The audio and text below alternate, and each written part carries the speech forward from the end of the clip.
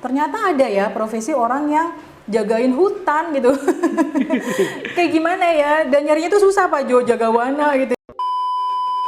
Berhasil menembus fashion internasional. Sampai desainnya dia itu tampil di American Fashion Week. Itu yang suka nyanyi, mereka bisa bikin produk parodi. Yang suka bikin games, dengan games-gamesnya permainan edukatif, dia punya.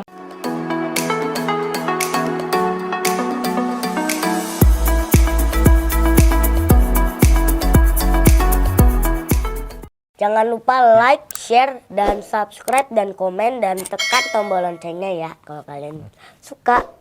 Assalamualaikum warahmatullahi wabarakatuh. Berjumpa lagi dalam acara Jabat Tangan Podcast. Alhamdulillah hari ini kita kehadiran narasumber yang luar biasa. Sebelumnya kita pernah berdiskusi, ngobrol ini terkait dengan teacherpreneur. Siapakah dia? Tentu saja Ibu Ayu Agus Rianti.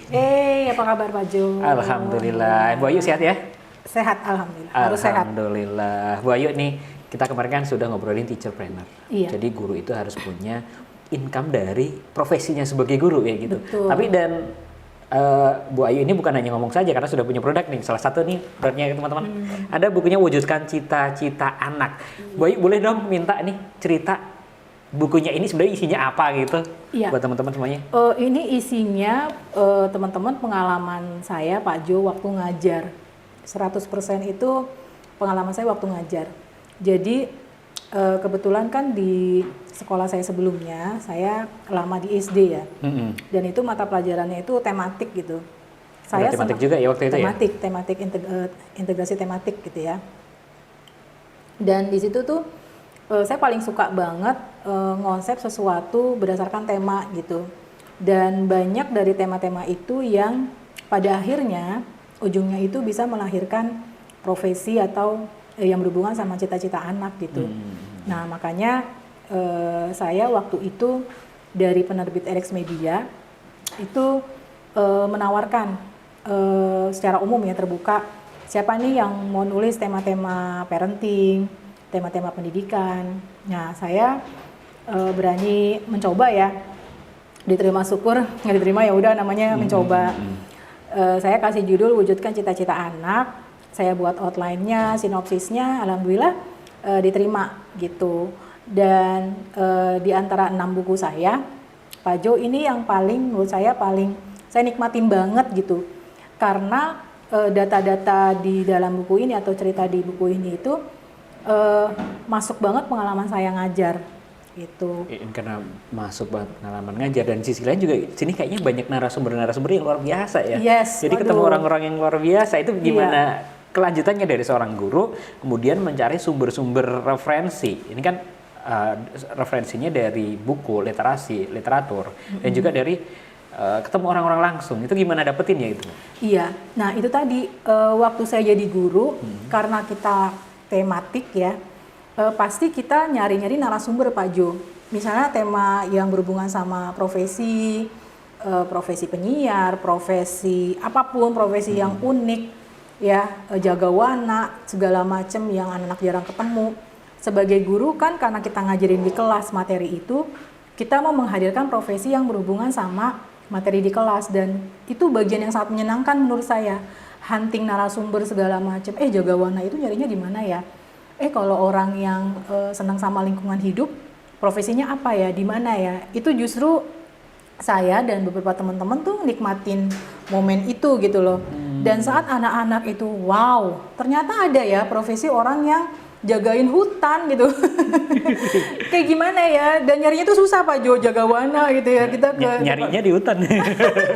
Ya, mungkin anak nyangkanya Tarzan kali ya.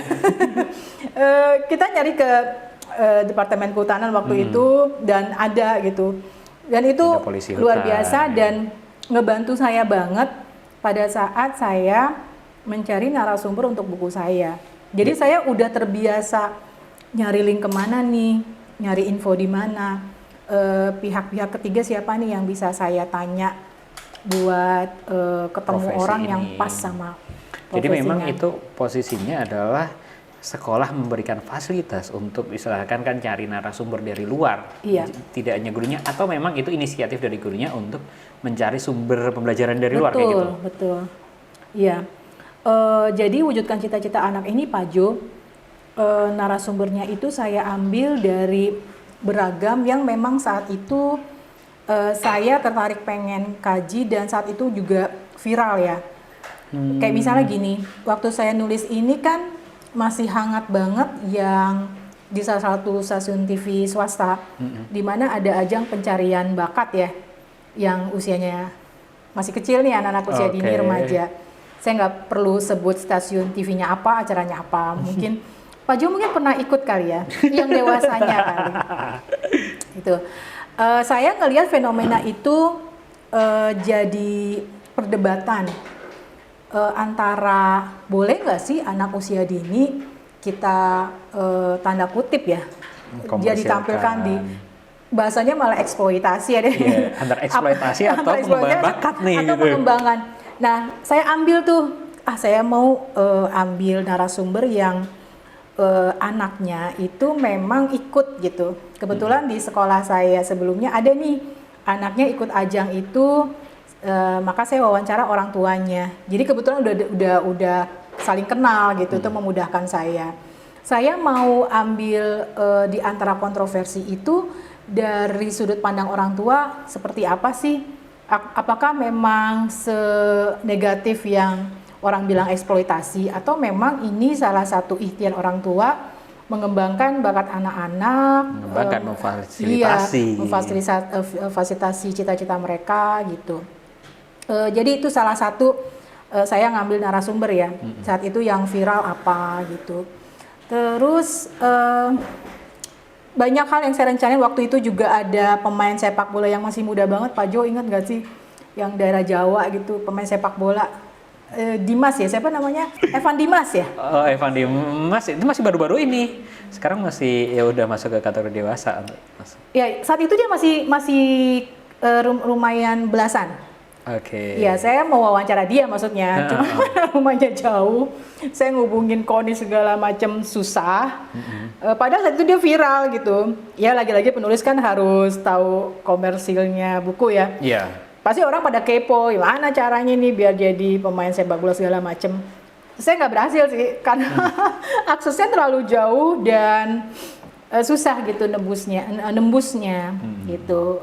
Sampai kemudian ada juga saya cari-cari anak-anak yang usia belasan sudah punya produk, sudah punya karya. Sampai saya ketemu dengan sosok Raffi yang beliau seorang tunarungu, tapi berhasil menembus fashion internasional. Sampai desainnya dia itu tampil di American Fashion Week itu. Dan saya kan kepo, siapa nih anak nih? Itu saya searching di internet, siapa nih? Ternyata ibunya berjilbab seperti ibu rumah tangga pada umumnya. Dan alhamdulillah sekolahnya nggak jauh dari rumah saya. Dia sekolah di punya pemerintah ya, SLB yang tunarungu di daerah Cipete kalau nggak salah. Saya wawancara ibunya di situ, dan itu paling drama banget yang kisah yang Raffi itu. Jadi ini tapi jadi sumber pembelajaran banget ya, dan di sini kita lihat ada banyak nih, banyak kisah-kisah anak yang sesuai judulnya, dia itu mungkin udah mendekati cita-citanya sejak kecil kayak gitu ya. Betul. Ini nggak promosi ya. Ini kan kita ngasih tahu ke teman-teman guru bahwa apa yang teman-teman sering lakukan di kelas itu bisa menghasilkan produk. Dia ketemu murid yang tipe seperti apa. Iya. Sebenarnya ada potensi-potensi yang sebenarnya itu jadi, ya itu tadi ya, penghasilan lagi buat guru. Betul. Dengan tetap menitik beratkan profesinya sebagai seorang guru. Iya. Oke Bu Ayu, mungkin terakhir nih pesan-pesan buat teman-teman ini agar kita nih, teman-teman guru juga bisa tetap itu mengembangkan peluangnya nih sebagai seorang teacherpreneur, Bu Ayu. Saya pikir kembali lagi, apapun yang teman-teman sukai, passionnya apa, didalamin gitu, diperdalam. Kan nggak semua mungkin passionnya nulis ya. Tapi memang kalau menurut saya sih, ini pribadi ya, bisa juga orang berbeda pendapat. Guru itu kan banyak hasil karya ya, pengalaman dia ngajar, sayang banget kalau nggak dijadiin buku. Karena buku adalah mengikat ilmu, sedangkan guru ilmunya banyak nih. Ikatlah dengan buku gitu, dan buku itu nggak mesti yang teman-teman tulis panjang kali lebar kayak bikin skripsi, tesis, atau jurnal yang harus research segala macam. Teman-teman boleh lihat di buku saya, Wujudkan Cita-Cita Anak ini, lebih banyak sharing pengalaman orang, dan kita kan nggak istilahnya nggak mendramatisir atau apa, itu benar-benar pengalaman orang yang kita tuangkan jadi tulisan. Yang orisinil benar-benar saya konsep itu diwujudkan cita-cita anak adalah yang roadmap gimana sih caranya orang tua atau siapapun kita pendidik ingin mewujudkan cita-cita anak gitu, bahwa cita-cita anak itu ya memang harus melibatkan anak, bukan cita-cita orang tuanya, ibunya, tapi benar-benar dia sukanya apa nih, harus direncanakan ya. Dan itu juga caranya harus pendekatannya tidak memaksa, tapi anak-anak betul digiring bahwa kalau kamu ingin sesuatu itu harus dirancang dengan baik gitu ya, harus bekerja keras, harus semangat dan segala macam gitu. Ini ada di buku ini. Jadi kalau teman-teman ingin punya karya juga Pak Jo, ayo jangan kualitas di kelasnya atau apa yang teman-teman tampilkan di kelas tuh yang biasa-biasa aja gitu. Yang penting saya datang ngajar, anak-anak ngerjain latihan di buku paket, udah selesai. Itu saya sih pesimis ya gurunya bisa menghasilkan produk, tapi guru akan menghasilkan produk kalau di kelasnya tuh istilahnya dia bener-bener udah kayak sutradara. Dia ngerancang tuh di RPP-nya, di kelas saya mau ngapain gitu. Dan anak-anak harus fokusnya buat produk anak-anak ya, produk anak-anak. Kita tuh guru-guru mantik gitu. Harus bisa jadi benar-benar fasilitator, jadi katalisator, mentor kayak gitu. Dan gitu. tidak hanya sekedar membacakan teks buku. Betul. Jadi apapun itu, yang suka nyanyi mereka bisa bikin produk parodi. Yang suka bikin games, dengan games-gamesnya permainan edukatif, dia punya produk Menciptakan gitu. ice breaking. Yang punya ice breaking ada kumpulan ice breaking. Kadang kan kita mati gaya ya, ini apa lagi ice breakingnya itu tuh lagi. Ya, padahal ice breaking banyak banget kan Pak Jo ya. Dan bisa terus dikembangkan. Dan bisa terus dikembangkan. Apalagi ya ini juga board game itu juga seru juga gitu. Iya. Oke Bu Ayu, nih terima kasih banyak nih sharing Sama-sama, kita pada hari Pak ini. Jo. Kita nanti pengennya juga sharing lagi sama Bu Ayu Yes, lain kesempatan.